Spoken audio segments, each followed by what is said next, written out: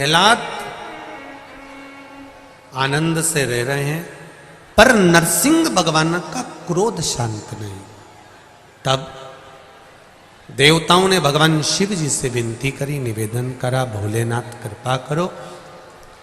ये नरसिंह भगवान तो गुस्से पर गुस्सा करे जा रहे हैं, क्रोध पर क्रोध करे जा रहे हैं, और इन्होंने बहुत उपद्रव मचा कर रखा। सारे देवता घबरा रहे हैं। आप करुणा करिए, आप कृपा करिए। भगवान शिव जी ने कहा कि नरसिंह भगवान को उठाकर मैं बद्रिकाश्रम की अलखनंदा नदी में छोड़ देता हूं, पर बात इतनी है कि उसमें आप सबका सहयोग चाहिए। एक बात बहुत अच्छी से याद रखिएगा, कभी ये मत सोचना कि अकेले रहोगे तो खुश रहोगे, परिवार के साथ में रहोगे तो ज्यादा खुश रहोगे, क्योंकि परिवार की एकता में जो आनंद है वो दुनिया में कहीं आनंद नहीं।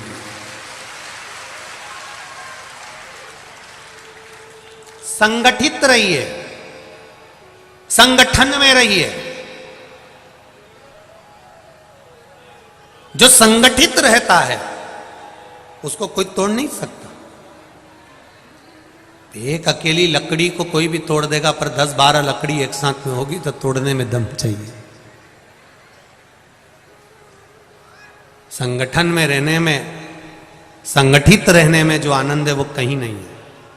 हम एक बात हमेशा कथा में कहते रहते हैं, आज फिर कह रहे हैं, हफ्ते में एक दिन ऐसा नियम बनाओ कि अपने परिवार के साथ में बैठकर, माता पिता कुटुंब कबीला जो भी अपने घर में, जो एक घर में जितने लोग रह रहे हैं, चाहे वो बच्चे हों, आप हों, पत्नी हो, बेटा बेटी जो भी हो, आपके घर में जितने भी लोग अपने घर में रह रहे हैं, उन सबके साथ एक साथ बैठकर भोजन करो। हम ये नहीं करें कि एक ही थाली में भोजन करो, सब अपनी थाली लगाओ, पर एक साथ बैठो और एक साथ भोजन करो, जिससे अपने मन के भाव केंद्रित।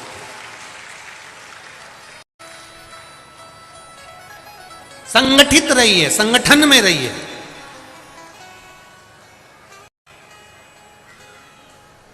पिता आ रहा है 10 बजे रात को, बेटा आ रहा है 11 बजे रात को, मां भोजन कर रही है 8 बजे, बेटी आ रही है 5 बजे। ऐसा भोजन का क्रम नहीं होना चाहिए। संगठित रहकर भोजन करें। ज्यादा दिन नहीं, हम ये कह नहीं रहे कि आपसे कि रोज करो, हफ्ते में एक बार। उससे क्या होगा कि बच्चे को कुछ कहना होगा तो उसको लगेगा पापा आज अच्छे मूड में है, तो अपन कह दें। मेरी मम्मी अच्छे मूड में है तो मम्मी से मैं कह दूं। अपने बेटा बेटियों से भी निवेदन है, और माता और पिताओं से भी निवेदन है, अपने बच्चों से फ्रेंड जैसा रहिए, दोस्त जैसा, जिससे वो अपने दिल की बात आपको सारी बता दें और आप पहले से सचेत हो जाएं कि हमारे साथ ये घटना ना घट जाए। अपने बच्चों के साथ में रहकर अपने बच्चों से थोड़ा सा एक दोस्त जैसा माहौल रखकर उससे पूछो, उसको समझो, उसको जानो। बच्चा कहीं कोई गलत बात छुपा तो नहीं रहा है, 1 महीना 2 महीना 6 महीना 4 महीना उसके मन में कुछ चल रहा और वो छुपा छुपा कर चल रहा है, बाद में मालूम पड़ता है तो फिर रोना आता है। क्या करेंगे अब हम, कैसे बचाएंगे गुरुजी, अब हम क्या कर सकते हैं गुरुजी? तो गुरुजी कुछ नहीं करेगा, करना तुमको पड़ेगा। थोड़ा संगठन में रहिए, थोड़ा संगठित। भगवान शिव ने कह दिया 33 कोटि देवी देवता मेरा साथ दे दे, मैं नरसिंह भगवान के गुस्से को शांत कर दूंगा। ये 33 कोटि देवी देवता मेरा साथ दे। तो देवताओं ने पूछा हमें क्या करना पड़ेगा?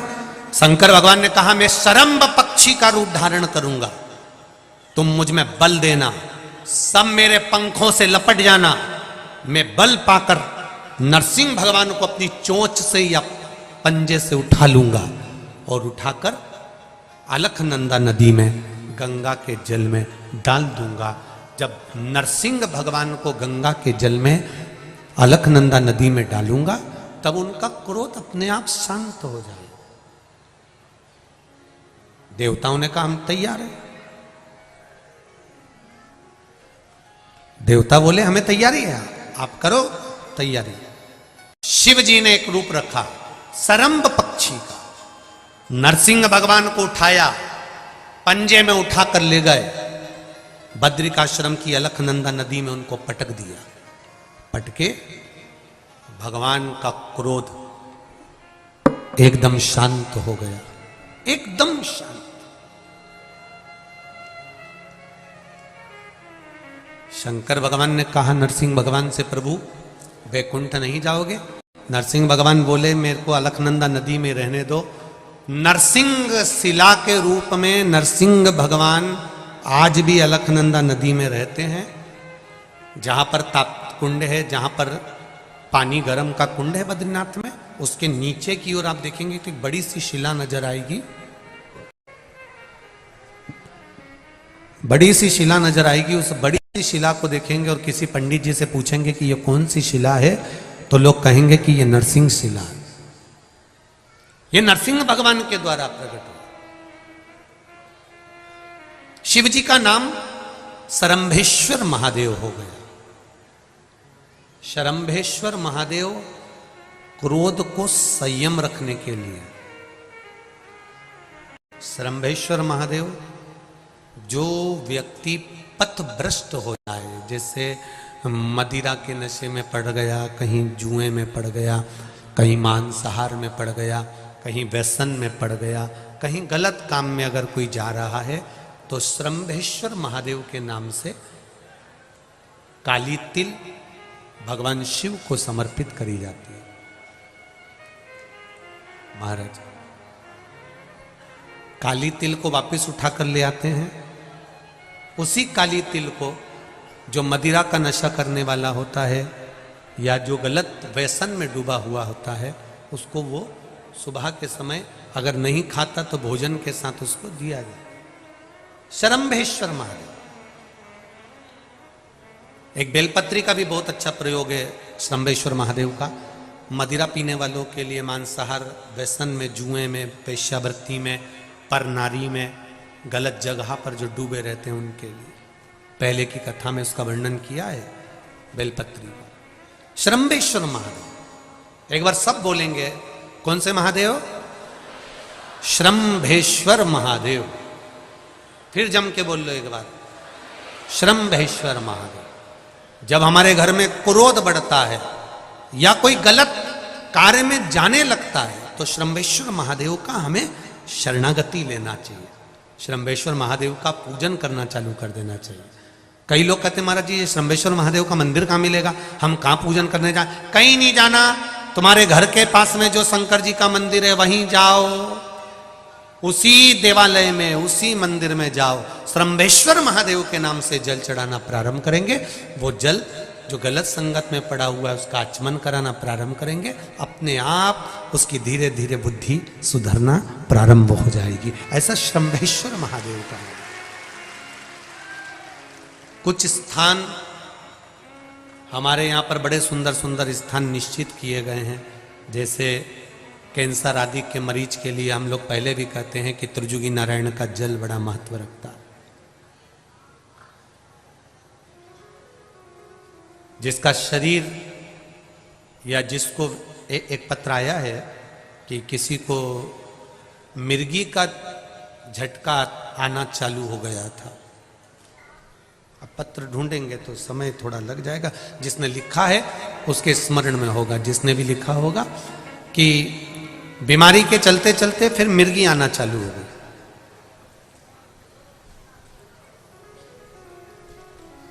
जिसने भी लिखा है वो दोनों हाथ एक बार हिला देना, जिसके लिए भी लिखा हुआ वो इतना ध्यान नहीं आ रहा।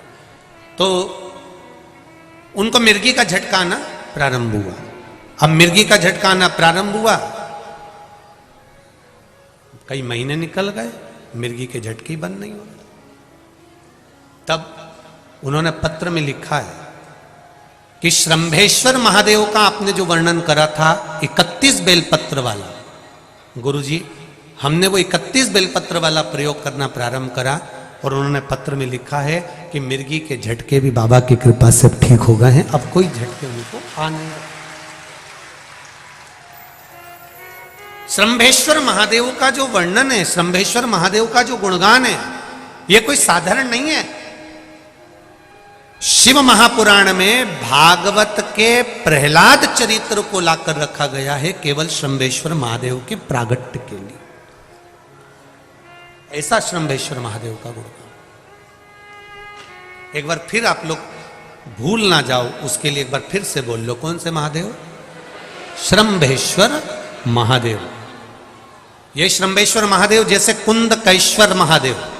कुंदकेश्वर महादेव का क्या काम है? माता पार्वती ने विदल उत्पल को मारने के लिए जो कुंदुक फेंका था, वो कुंदुक भगवान शंकर के पांव में जाकर गिरा था, तो शिव जी का नाम कुंदकेश्वर हो गया था। जब हमारे यहां कोई दवाई नहीं लगती शरीर में, कोई कैंसर जैसा रोग हो गया, किडनी लीवर का रोग हो गया, या बीपी शुगर का रोग हो गया, शुगर लेवल में नहीं आ रही है, तो आप शंकर जी पे से जो बेलपत्र ला रहे हो, कुंदकेश्वर महादेव के नाम से लाओ। दवाई खाओ, डॉक्टर को दिखाओ, सारी जांचें कराओ, डॉक्टर के अनुसार चलो, डॉक्टर जैसा बताए वैसा करो, पर उस दवाई को भी शिव जी से कहकर कि बाबा कुंदकेश्वर महादेव का नाम लेकर उस दवाई को भी हम कुंदकेश्वर महादेव का प्रसाद समझ कर पाना प्रारंभ करो, धीरे धीरे आराम लगना प्रारंभ होगा। कुंदकेश्वर महादेव रोग मुक्ति के लिए होते हैं, और श्रंभेश्वर महादेव, बोलो बोलो जरा जम के, व्यसन की समाप्ति के लिए। व्यसन में अगर कोई डूबा, महाराज शिव कथा कह रहे हैं, भगवान शंकर का चरित्र वर्णन कर रहा है। श्रंभेश्वर महादेव प्रकट हो गए, सारे देवताओं ने भगवान शंकर की जय जयकार करी। पार्वती जी ने शिव जी का वो रूप देखा, तो पार्वती जी ने भगवान शंकर के उस रूप का गुणगान किया। पार्वती जी ने हाथ जोड़कर शंकर भगवान से कहा, भोलेनाथ आपसे निवेदन है, आपने ये शरंभ पक्षी का रूप धारण करा है, इस रूप को अब छोड़ दीजिए और इस रूप को छोड़कर अपने वही पुनः रूप को धारण कर लीजिए। शंकर भगवान पुनः उस रूप को त्याग कर शिव जी अपने असली स्वरूप में धारण हो गए और भोलेनाथ काशी में जाकर विराजमान हो गए। माता पार्वती जी ने काशी का जब स्मरण किया, काशी का जब दर्शन किया, तब माता पार्वती के हृदय चित्त में काशी भ्रमण का भाव जागृत हो। काशी भ्रमण करने के लिए भगवान शंकर ने माता पार्वती से कहा, पार्वती तुम क्या चाहती हो? पार्वती जी ने मन से कहा, भोलेनाथ मुझे केवल इस काशी का दर्शन करना है। और देखिए शिव महापुराण का एक शब्द विद्येश्वर संहिता में कहा गया है, जैसे ग्रहण पड़ता है तो हमको स्नान करना पड़ता है, शमशान चले जाते हैं तो आकर नहाते हैं, कहीं अशुद्ध जगह पर चले जाते हैं तो आकर स्नान करना पड़ता है।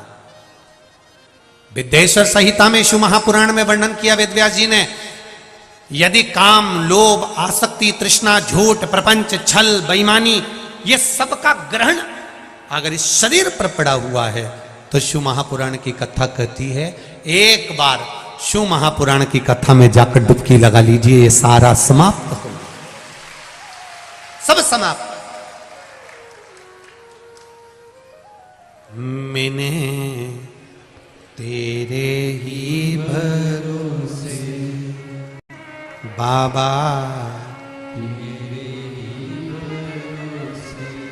हवा बिच उड़ती जावांगी, बाबा डोर हथों छठी में कटी जावांगी, भोले में तेरी पतंग, शंभो में तेरी पतंग, हवा बिच उड़ती जावांगी, बाबा डोर तो छड़ेला में कटी जाओगी।